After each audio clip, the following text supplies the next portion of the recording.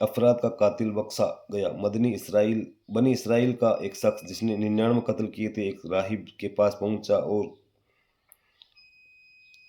اور پوچھا، کیا میرے جیسے مجرم کے لیے کوئی توبہ کی گنجائش ہے؟ راہب نے اسے مایوس کر دیا تو اس نے راہب کو بھی قتل کر ڈالا، مگر پھر نادم ہو کر توبہ کا طریقہ لوگوں سے پوچھتا پھرا۔ آخر کسی نے کہا، فلاں قصبے میں چلے جاؤ، وہاں اللہ عز و جل کا ایک ولی ہے، وہ تمہاری رہنمائی کرے گا۔ چنانچہ وہ اس کی طرف چل دیا، مگر راستے میں بیمار ہو گیا۔ جب قریب المرگ ہوا تو اس نے اپنا سینہ اس قصبے کی طرف کر دیا اور فوت ہو گیا۔ اب اس کو لے جانے کے بارے میں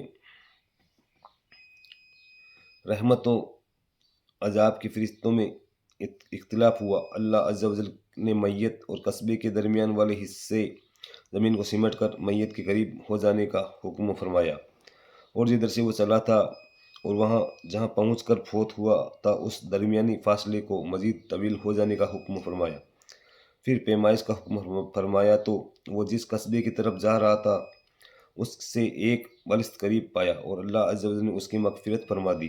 اللہ عز و جل کی ان پر رحمت ہو اور ان کے صدقے ہماری مغفرت ہو۔ میٹھے میٹھے اسلامی بھائیوں، معلوم ہوا اولیاء کرام رحمۃ اللہ تعالیٰ علیہ کی بارگاہ میں حاضری اور ان کی بستی کی تعظیم کرتے ہوئے اس کو اپنی روح کا قبلہ بنانا انتہائی پسندیدہ عمل ہے۔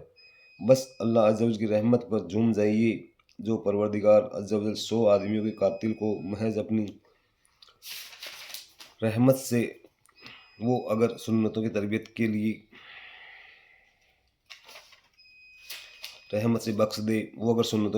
لیے عاشقان رسول صلی اللہ تعالیٰ علیہ وسلم کے ساتھ مدنی قافلے کی نیت کرنے والے کسی خوش نصیب نوجوان پر مہربان ہو جائے تو یہ بھی اس کی رحمت ہی رحمت ہے۔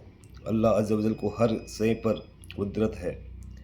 میرا مدنی مشورہ ہے کہ دعوت اسلامی کے مدنی ماحول سے ہر دم وابستہ رہیے، انشاءاللہ عز و جل دونوں جہاں میں بیڑا پار ہو جائے گا۔ دعوت اسلامی کے مدنی ماحول کی برکتوں کے کیا کہنے، یقیناً عاشقان رسول صلی اللہ تعالیٰ علیہ وسلم کی صحبت رنگ لا کر رہتی ہے۔ زندگی اپنی جگہ پر، مگر بعض اموات بھی قابل رشک ہوا کرتی ہے۔ ایسی ہی ایک قابل رشک موت کا تذکرہ سنیے اور رشک کیجیے۔